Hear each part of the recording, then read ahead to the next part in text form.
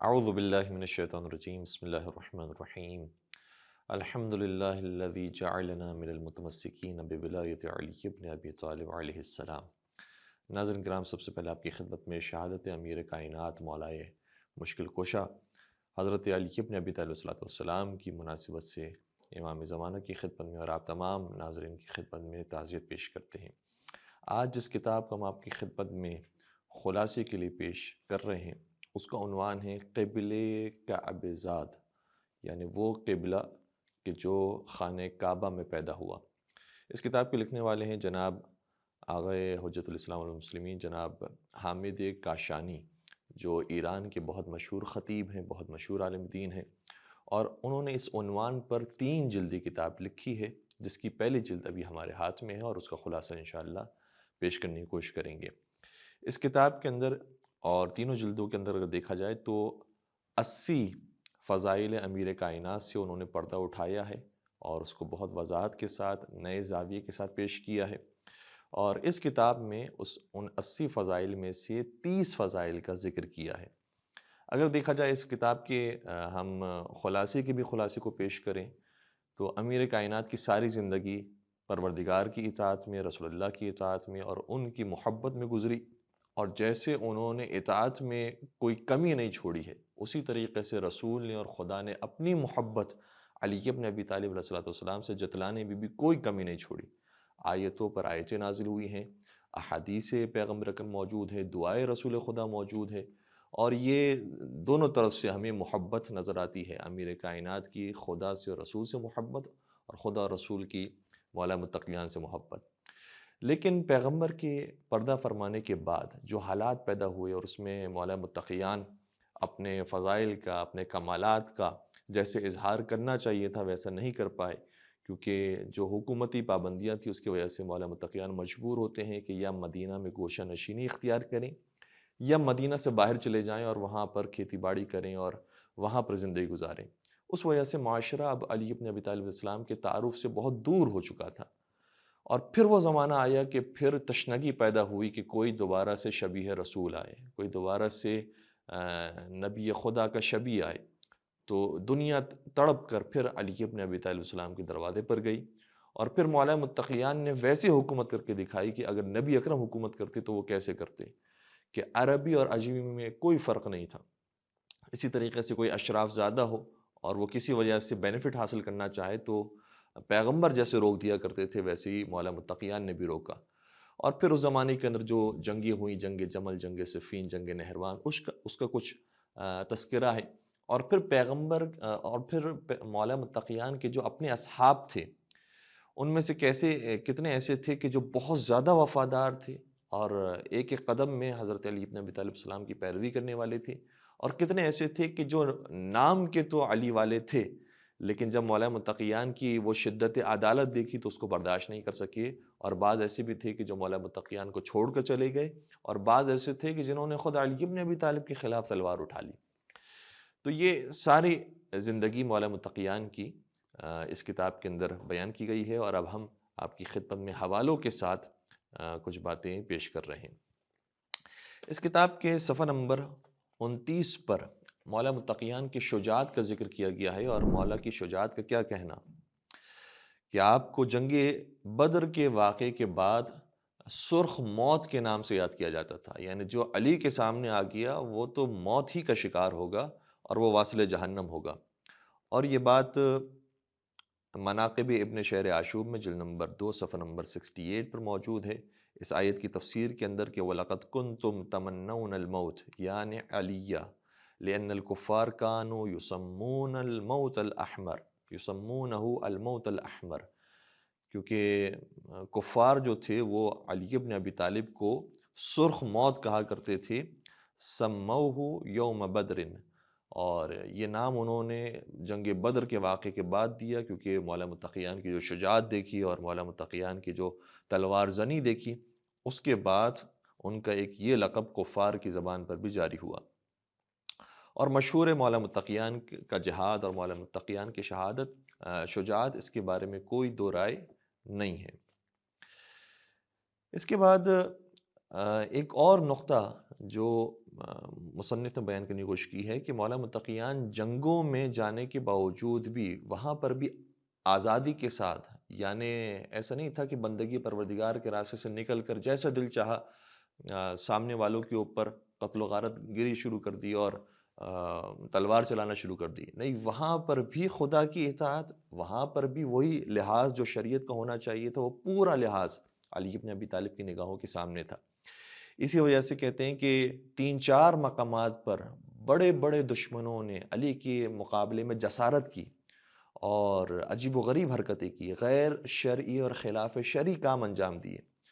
تو مولا متقیان نے ان خلاف شرعی کام کو دیکھنے کے باوجود بھی ان کے اوپر وار نہیں کیا، بلکہ جہاں خلاف شریعت انہوں نے کوئی حرکت کی، مولا کی شرم و حیا مانے ہو گئی اور مولا نے اس وجہ سے انہیں چھوڑ دیا. اس میں مشہور جو نام ہے وہ عمرو ابن عاص کا ہے، جس کی جو حرکت ہے وہ جنگ صفین میں ہمیں نظر آتی ہے. اس کا حوالہ وقعۃ الصفین نامی کتاب، جو بہت قدیمی کتاب ہے، اس کے صفحہ نمبر 405 سے لے کر 407 کے اندر موجود ہے. اسی طریقے سے بصر بن ارطا، یہ بھی بہت بڑا ظالم تھا، اس نے بھی اس سے ملتا جلتا کام کیا ہے. اور عمرو ابن عبدوت، جس کا تھوکنا بعض روایات کے اندر موجود ہے، اور مستدرک علی صحیحین کے اندر بھی یہ روایت موجود ہے، جلد نمبر 5 صفحہ نمبر 186 پر، اور شواہد التنزیل جلد نمبر 2 صفحہ نمبر 12 پر. اسی طریقے سے ایک اور ظالم اور ایک اور بڑا دشمن طلحہ بن ابی طلحہ کے نام سے، اس نے بھی اس سے ملتا جلتا کی حرکت کی اور مولا متقیان نے اس سے صرف نظر کیا، کیونکہ مولا متقیان اس موقع پر بھی کوئی غیر شرعی کام نہیں کر سکتے تھے. پھر مولا کی شجاعت کے مقابلے میں جو باقی بزرگان ہیں، ان کی شجاعت کے کیا واقعات ہمیں نظر آتے ہیں؟ تو ہمیں نظر آتا ہے کہ جنگ احد ہو تو ان کے فرار کے قصے ہیں، جنگ خیبر ہو تو ان کے وہاں پر بھی فرار کے واقعات ہیں، جنگ حنین ہو تو وہاں پر بھی فرار کے واقعات ہیں. تو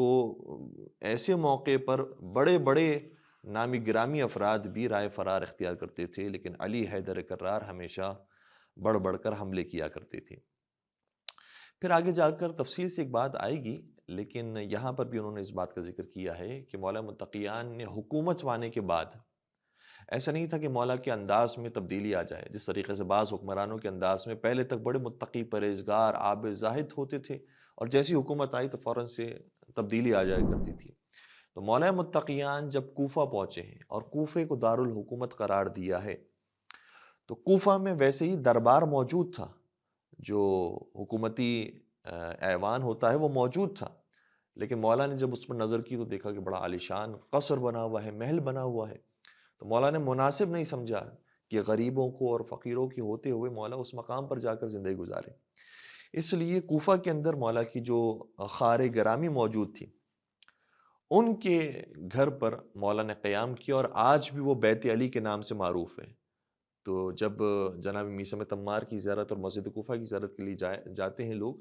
تو دیکھتے ہیں درمیان میں بیت علی آتا ہے. وہ بیت علی کوئی دربار نہیں ہے، وہ بیت علی وہی مقام ہے کہ جہاں پر ان کی خار گرامی رہا کرتی تھی، یا بعض روایتوں کے مطابق خار زادی رہا کرتی تھی. اور وہاں پر پھر مولا نے کچھ عرصے قیام کیا، اور وہاں سے مولا حکومتی معاملات کو دیکھا کرتے تھے. اور پھر مولا کی اسی زہد کی وجہ سے، جو حکومت ملنے کے باوجود بھی مولا کے اندر موجود تھا، اس کی وجہ سے بہت سارے لوگوں نے بڑے خوبصورت جملے بھی مولا کی خدمت میں پیش کیے، جیسے سعصع بن سوحان، جو اس وقت سے پہلے تک مولا کے ایسے چاہنے والے نہیں تھے، جیسے مولا کی زیارت کرنے کے بعد، مولا کی صحبت اختیار کرنے کے بعد چاہنے والے بنے. انہوں نے جب مولا کے اس کردار کو دیکھا تو عرض کیا کہ واللہ یا امیر المومنین لقد زینت الخلافہ وما زانت کا، خدا کی قسم اے امیر کائنات، آپ نے خلافت کو زینت دی ہے، آپ نے حکومت کی زینت دی ہے، حکومت نے آپ کو آ کر کوئی زینت نہیں دی اور آپ کے مقام میں کوئی اضافہ نہیں کیا. یہ کیفیت تھی مولا متقیان کی حکومت میں آنے کے باوجود. پھر خود مولا متقیان کے ایک فرمان ذیشان ہے، جو نہج البلاغہ خطبہ نمبر 209 پر موجود ہے. اس میں فرماتے ہیں کہ ان اللہ تعالی فرض علی ائمۃ العدل ان یقدروا انفسهم بضعفۃ الناس، کہ پروردگار متعال نے فرض کیا ہے کہ جو عادل امام ہے اور عادل خلیفہ ہے، وہ زندگی گزارے لوگوں میں سے جو ضعیف ترین انسان ہے اس کی طرح، تو ضعفاء اور غریبوں کی طرح زندگی گزارنا یہ پروردگار نے حکمرانوں کے اوپر فرض کیا ہے، جبکہ آپ سے پہلے جو خلیفہ سوم تھے ان کی زندگی لوگوں کے سامنے ہے۔ اسی طریقے سے آپ کے چلے جانے کے بعد جو خلافت چھین لی گئی اور وہ یزید اور یزید کے باپ کے ہاتھ میں آئی، ان کی زندگیاں بھی لوگوں کے سامنے ہیں۔ اچھا، یہ جو ساری خرابیاں ہیں جو بعد میں ہمیں کربلا کے واقعے تک نظر آتی ہے، اس کا آغاز گویا کہاں سے ہوا ہے؟ تو اس کتاب میں حوالے موجود ہیں اور اہل سنت برادران کی کتابوں سے حوالے موجود ہیں۔ مصنف عبد الرزاق جلد نمبر 6 صفحہ نمبر 154 پر، اسی طریقے سے اسی کتاب کے جلد نمبر 5 صفحہ نمبر 474 پر یہ جملہ موجود ہے کہ خلیفہ ثانی منبر پر جا کر خدا کی قسم کھا کر یہ کہتے ہیں کہ جو حسب و نسب والے لوگ ہیں، جو عرب ہیں، وہ عرب ہی سے شادی کریں گے۔ کوئی اجمی یہ اختیار نہیں رکھتا کہ وہ کسی عربی سے شادی کر لے۔ اور اسی طریقے سے دوسرے مقام پر یہ جملہ موجود ہے اس کتاب کے اندر کہ کان عمر بن الخطاب لا یترک احدا من العجم یدخل المدینہ، خلیفہ ثانی کسی اجمی کو اجازت ہی نہیں دیتے تھے کہ وہ مدینہ میں داخل ہو۔ یعنی مدینہ ایک ایسا شہر بن گیا تھا جو کسی زمانے میں رسول خدا کا شہر تھا، جس میں عربی اور اجمی برابر تھے۔ اب اس زمانے میں آنے کے بعد اجمیوں کو مدینہ داخل ہونے کی اجازت ہی نہیں تھی۔ اور اسی طرح سے ایک اور عجیب بات جو تاریخ طبری جلد نمبر 6 صفحہ نمبر 96 پر بھی موجود ہے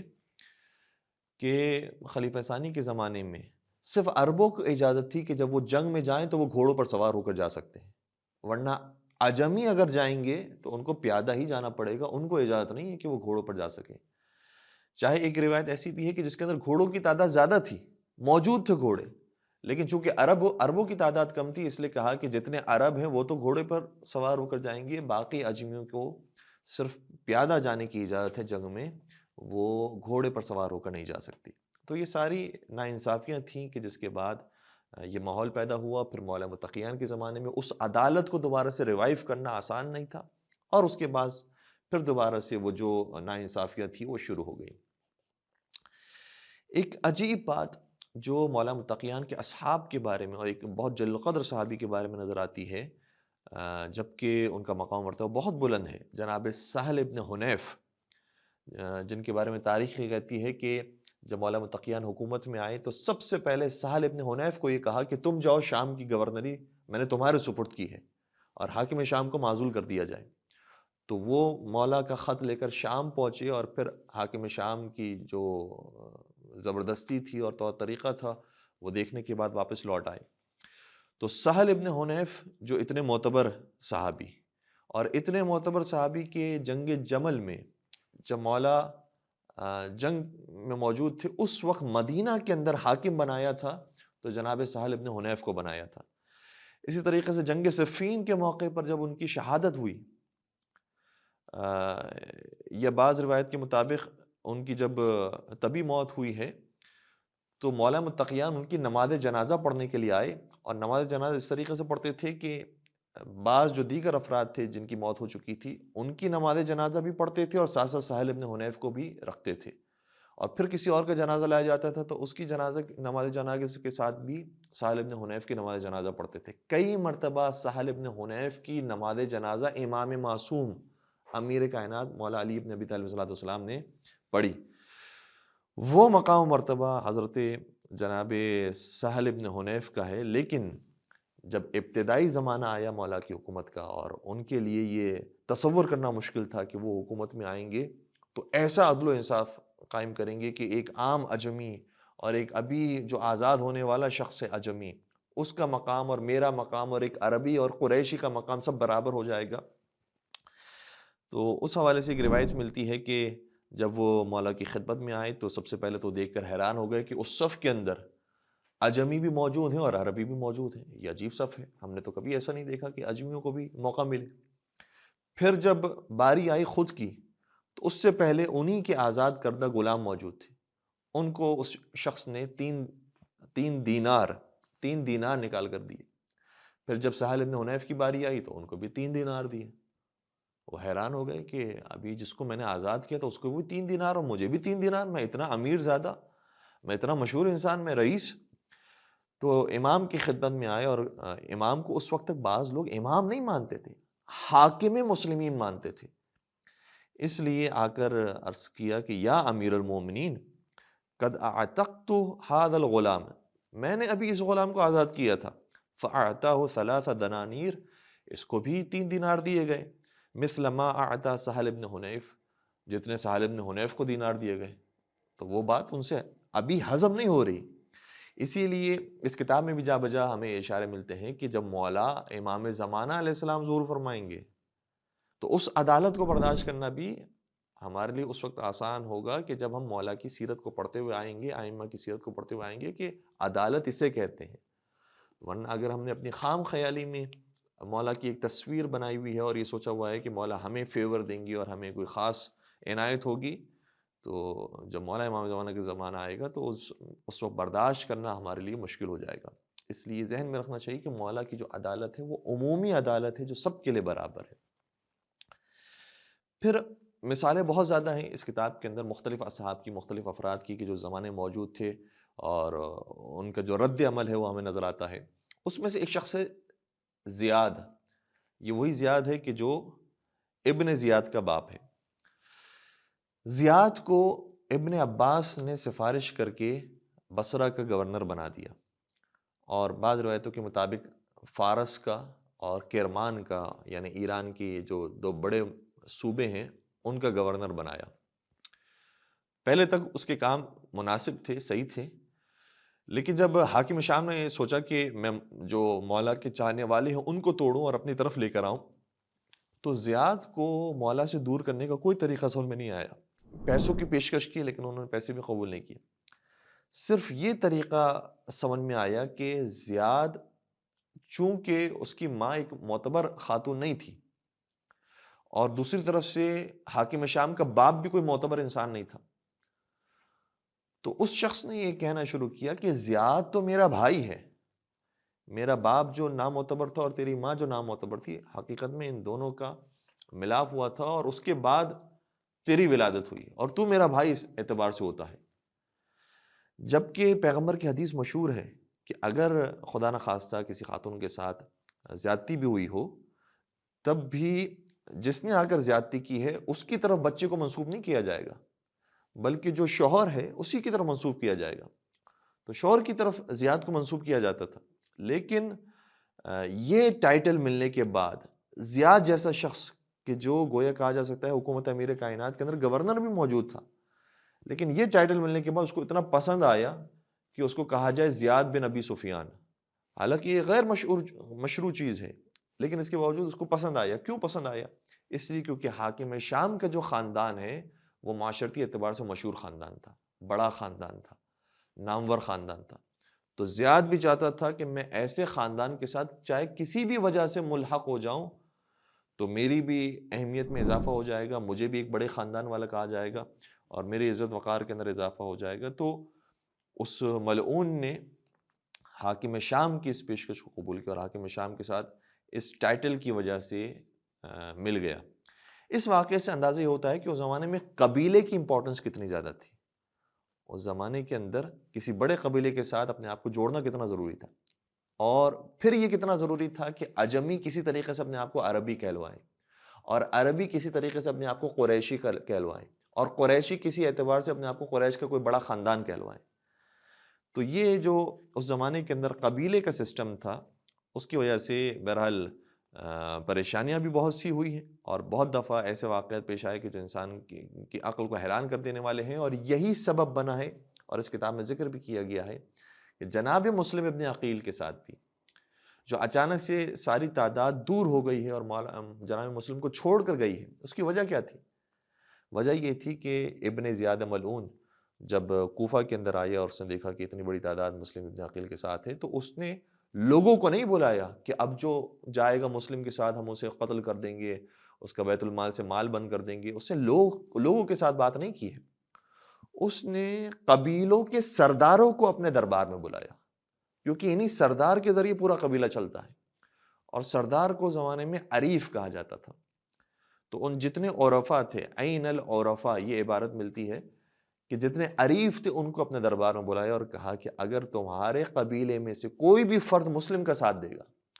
تو صرف اس فرد کو قتل نہیں کیا جائے گا اور اس کو زندان میں نہیں ڈالا جائے گا، بلکہ تمہیں اور تمہارے پورے قبیلے کا بیت المال سے مال بند کر دیا جائے گا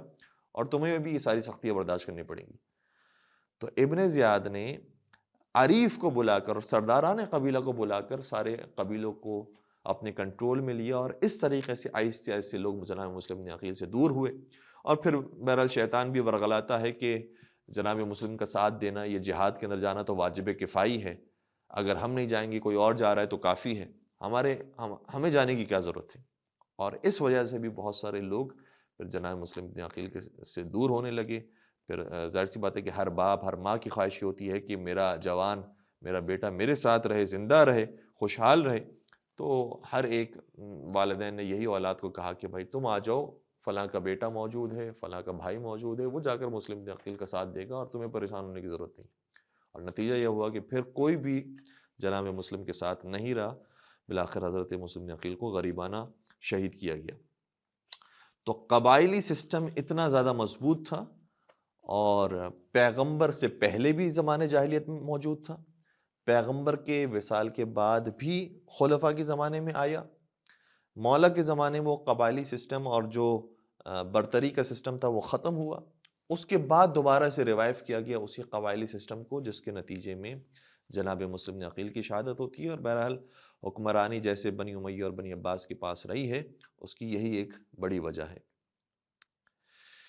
پھر ایک اور شخص اشعث بن قیس بھی ہے، اس کا بھی کردار تاریخ کے اندر بڑا نمایاں نظر آتا ہے۔ اور اشعث بن قیس اپنے قبیلے کا سردار تھا، مولا جانتے تھے کہ اشعث بن قیس کوئی بہت زیادہ نیک اور شریف انسان نہیں ہے، بہت سمجھدار بہت چالاک انسان ہے، لیکن اشعث بن قیس چونکہ رئیس قبیلہ تھا اس لیے سارا قبیلہ اسی کی بات مانتا ہے۔ اور اگر اشعث بن قیس کو ہٹا دیا جائے، مولا نے چاہا کہ اشعث بن قیس کو ہٹا کر کسی اور شخص کو لے کر آئیں، اور جب اس شخص کو لے کر آ گئے تو وہ شخص بھی ایسا تھا کہ جو اشعث بن قیس کے روب میں آ کر کہتا ہے کہ آپ اگر چلانا چاہیں تو آپ اپنے قبیلے کو چلائیں، میرے ساتھ تو یہ قبیلہ نہیں چل رہا اور میری بات نہیں مان رہا۔ تو وہاں پر قبائلی سسٹم اتنا زیادہ مضبوط تھا، اور اسی اشعث بن قیس کی وجہ سے ابو موسیٰ اشعری کوفے کے اندر قابض رہا، کوفے کے اندر گورنر رہا، اور کوفے سے جب تقریباً اسے ہٹا دیا گیا تو پھر حکمیت کے موقع پر بھی، خوارج کی جنگ سے پہلے جو حکمیت ہوئی ہے اس موقع پر بھی اشعث بن قیس کی وجہ سے سارا قبیلہ ابو موسیٰ اشعری کو حاکم بنانے کے لیے تیار ہوتا ہے، اور اشعث بن قیس کی وجہ سے فیصلہ ابو موسیٰ اشعری کے حق میں دینا پڑتا ہے، اور ابو موسیٰ اشعری پھر خود مولا متقیان کو ہی معزول کر دیتا ہے، اور اس کے بعد خوارج کی جنگ چھڑ جاتی ہے۔ تو یہ قبائلی سسٹم اتنا زیادہ مضبوط تھا اس زمانے میں، جس کی وجہ سے کئی ساری پریشانیاں مولا کو اپنے زمانے میں دیکھنا پڑی۔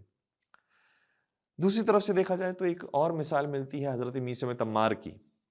میثم تمار کون ہے؟ نہ قریشی ہیں، کوئی سید نہیں ہے، نہ قریشی ہے، نہ عرب ہیں، بلکہ ایک بنی اسد کی خاتون کے غلام تھے جن کو خود مولا نے خرید کر آزاد کیا۔ اس غلام کی دکان پر مولا بیٹھ رہے ہیں اور میثم تمار کی دکان پر مولا بیٹھا کرتے تھے۔ تو مولا اپنے عمل سے یہ درج دینا چاہتے تھے کہ جو فرق باقی خلفاء نے قائم کیا تھا ہم اس فرق کو نہیں مانتے، ہم تو ایمان و تقوی کی بنیاد پر کام کرنا چاہتے ہیں، لہٰذا میثم تمار جو آزاد شدہ غلام تھے ان کو بہت زیادہ مولا نے وقت دیا، بہت اہمیت دی، بہت مقام مرتبہ دیا، اور یہ خود عملی طور پر ایک کردار تھا کہ ہمارے یہاں یہ قبائلی سسٹم نہیں چلنے والا۔ پھر مولا کی جو شجاعت بیان کی گئی تھی اس کا یہ مطلب نہیں کہ مولا کفار کو دیکھنے کے بعد نعوذ باللہ اتنے جلال میں آ جاتے تھے کہ ساری چیزیں بھول کر، حد اور شریعت کو بھول کر بس حملہ کرتے تھے اور کوئی اس کے اندر رعایت نہیں ہوتی تھی۔ نہیں، وہ علی جو کافروں کو واصل جہنم کرنے والے تھے، وہی علی جب عمر بن عبد ود کی زرہ دیکھتے ہیں تو اس زرہ سے صرف نظر کرتے ہیں۔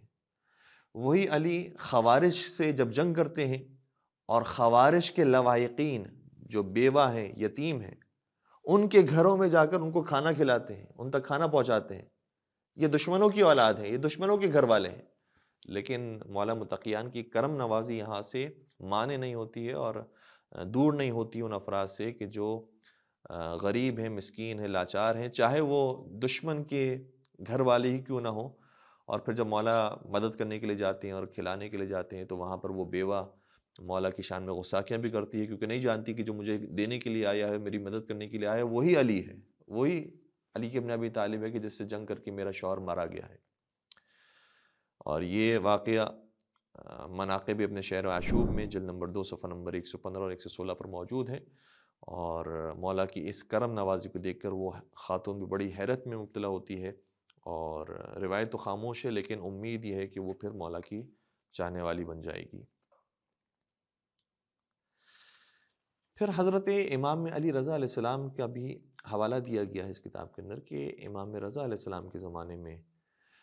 تھوڑی سی آزادی ملی، اور مولا نے وہ حدیث سلسلۃ الذہب بیان کی، نیشاپور کے اندر وہ حدیث بیان کی۔ اس کے علاوہ بھی حضرت امام رضا غدیر کے واقعے کو بہت زیادہ امپورٹنس دیتے تھے، اور باقاعدہ جشن اپنے یہاں منعقد کرتے تھے، لوگوں کو ہدیہ دیتے تھے، کھانا کھلاتے تھے اور ایک خاص اہتمام کرتے تھے۔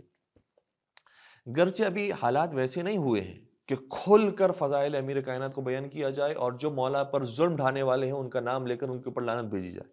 ایسے تو حالات نہیں ہیں۔ لیکن مولا کی ایک اور حدیث ہے جو امامت کے موضوع پر نظر آتی ہے، اس کے اندر مولا نے کتنے خوبصورت انداز سے مولا امیر کائنات کی امامت کو واضح کیا ہے۔ فرماتے ہیں کہ ان الامامت اجل قدرا واعظم شأنا،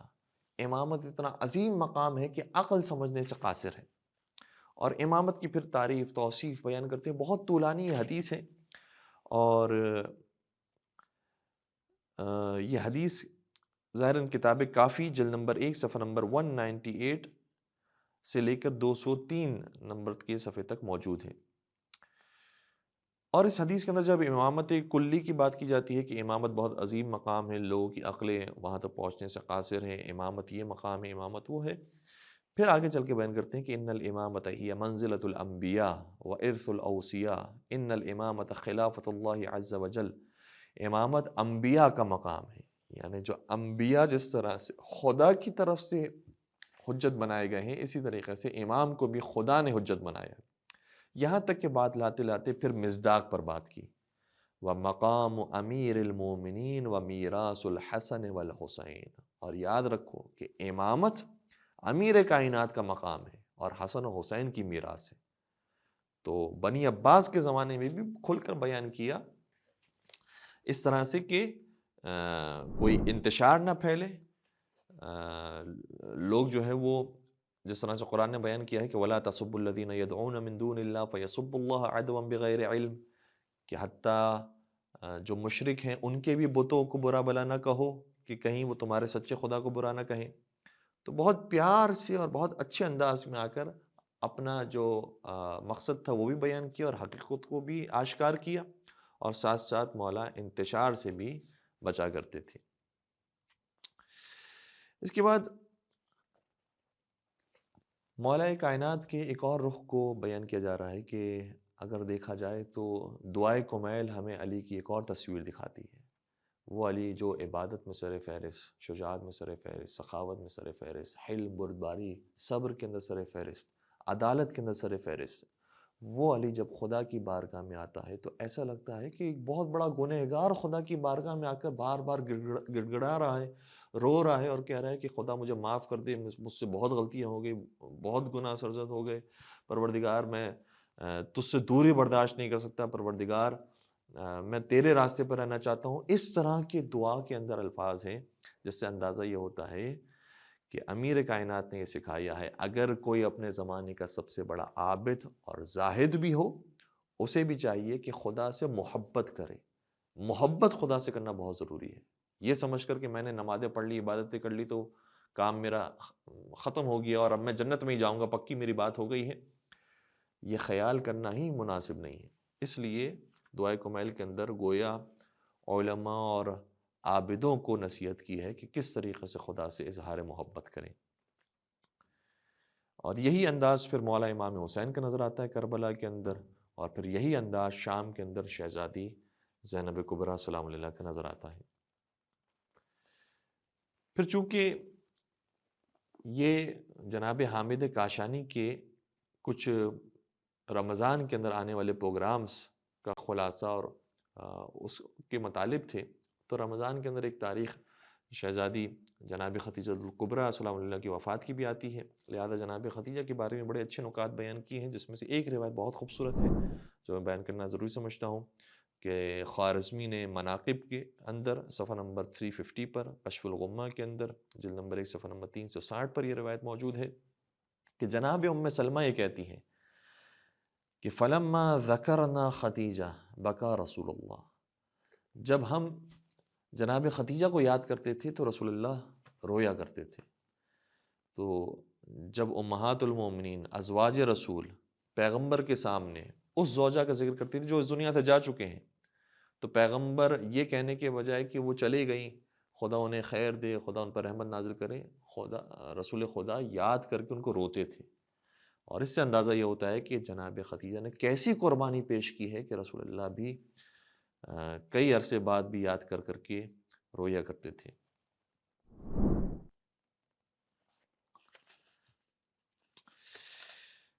پھر مولا متقیان کے حوالے سے بات شروع ہوتی ہے، اور چونکہ رمضان ویسے تو قرآن کا مہینہ ہے، لیکن انہوں نے بھی یہ جملہ ذکر کیا ہے کہ قرآن دو طرح کے ہیں، ایک قرآن صامت ہے، ایک قرآن ناطق ہے۔ تو جس طرح سے قرآن کا مہینہ ہے قرآن صامت کے اعتبار سے، اسی طریقے سے قرآن ناطق کے اعتبار سے بھی ماہ رمضان قرآن ناطق کا مہینہ بھی ہے، اور اس لیے مولا متقیان کا ذکر ضروری ہے۔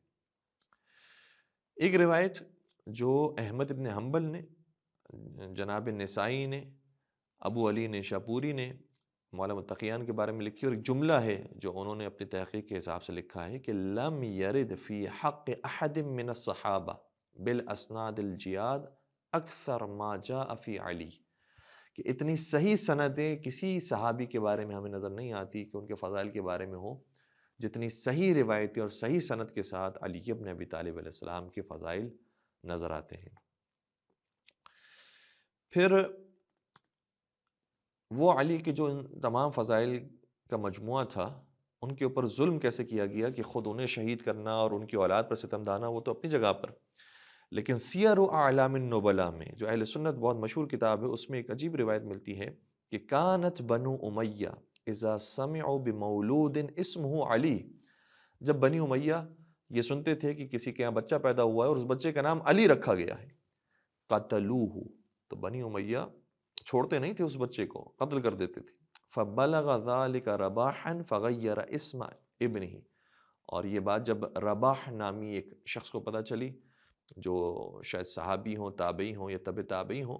جب ان کو یہ خبر ملی کہ بنی امیہ یہ حرکت کرتے ہیں اس لیے لوگ اپنے بچوں کا نام علی نہیں رکھتے، تو اس نے بھی اپنے بچے کا نام جو علی رکھا تھا وہ پھر تبدیل کر دیا۔ یہ ظلم ہے کہ جو مولا متقیان پر ڈھایا گیا۔ پھر ایک بڑی خوبصورت روایت ہے کہ ایک شخص آتا ہے مولا کی خدمت میں، کچھ سوالات کرتا ہے، مولا جوابات دیتے ہیں، تو جوابات سننے کے بعد کہتا ہے النبی انت، اے علی کیا آپ نبی ہیں، کیا آپ رسول ہیں؟ تو یہ نہیں فرماتے کہ ہاں میں رسول کا بھائی اور رسول کا نفس ہوں اور میں امامت کے مقام پر فائز ہوں۔ ایک عجیب انداز مولا نے اس موقع پر اختیار کیا، فرمایا انما انا عبد من عبید رسول اللہ، میں رسول خدا کے غلاموں میں سے غلام ہوں۔ اور یہی ہمیں انداز پھر آگے امام حسین کا اور مولا سید سجاد کا نظر آتا ہے کہ مولا علی کے فضائل اپنے مقام پر، لیکن سب سے پہلے جو بنیاد ہے وہ محمد الرسول اللہ کی بنیاد ہمیں باقی رکھنی ہے، اس کے بعد علی ولی اللہ کی بنیاد باقی رکھنی ہے۔ اس لیے مولا سجاد کے سامنے جب ایک شخص آتا ہے اور کہتا ہے کہ حسین کربلا میں جیتے یا ہارے، تو اس سے مولا سجاد نے فرمایا ابھی مؤذن اذان دے گا تو پتہ چل جائے گا کہ حسین جیتے تھے یا ہارے تھے۔ تو اذان میں کیا ہے؟ اذان میں گواہی ہے محمد رسول اللہ کی۔ اس لیے پیغمبر اکرم کی جو مقام و منزلت ہے اس کو باقی رکھنا یہ تمام ائمہ علیہ السلام نے اپنے اوپر فرض کیا، اور مولا متقیان نے بھی اس کے اندر کوئی کمی نہیں چھوڑی۔ نہج البلاغہ کے اندر بھی ایک عجیب دعا کا جملہ ہے، فرماتے ہیں کہ وَحْشُرْنَا فِي زُمْرَتِهِ غَيْرَ خَزَايَا، پروردگار ہمیں پیغمبر کے جماعت کے اندر، پیغمبر کے زمرے کے اندر ہمیں محشور فرما، اس حالت میں کہ ہم پیغمبر کے سامنے سرفکندہ نہ ہوں اور ان کے سامنے رسوا نہ ہوں۔ یہ ایک طرح سے کوئی اشارہ بھی ہے، بعض لوگ جو اصحاب تھے پیغمبر کی صحبت اس دنیا میں اختیار کی، لیکن وہاں پیغمبر کے سامنے جائیں گے تو شاید ہو سکتا ہے کہ رسوائی کے ساتھ جانا پڑے۔ پھر ایک بڑی خوبصورت روایت ہے جو کتاب کافی کے اندر موجود ہے۔ چھٹے سرکار ارشاد فرماتے ہیں کہ ان ولی علی لا یأکل الا الحلال لأن صاحبہ کان کذالک، جو علی ابن ابی طالب کا چاہنے والا ہوگا وہ کبھی حلال کے علاوہ کوئی اور رزق نہیں کھائے گا۔ کیوں؟ کیونکہ خود علی بھی رزق حلال کھایا کرتے تھے۔ وَإِنَّ وَلِيَّ عثمان لا يُبَالِي أَحَلَالًا أَكَلَ أَوْ حَرَامًا لِأَنَّ صَاحِبَهُ كَذَلِكَ، لیکن جو فلاں خلیفہ کا دوست اور اس کا چاہنے والا ہوگا وہ پرواہ نہیں کرے گا کہ کوئی حلال ہے یا حرام ہے، کیونکہ خود اس کا جو خلیفہ ہے اور اس کا جو رہبر ہے وہ اسی طرح کا تھا۔ تو اس کتاب کے اندر اس طرح کے بڑے خوبصورت نکات موجود ہیں، اور ہم درخواست کریں گے کہ جو افراد فارسی زبان جانتے ہیں وہ ضرور اس کتاب کا مطالعہ کریں، اور پروردگار سے دعا کرتے ہیں کہ پروردگار اس علی کے نقش قدم پر چلنے کی توفیق عطا فرما کہ جو تمام خوبیوں کا مجموعہ تھا، جس نے عدالت کو قائم کیا، عبادت کو قائم کیا، شجاعت کی معراج پر فائز تھا، اور مولا متقیان کے چاہنے والوں میں پروردگار ہم سب کا نام شامل فرما۔ والسلام علیکم ورحمۃ اللہ وبرکاتہ۔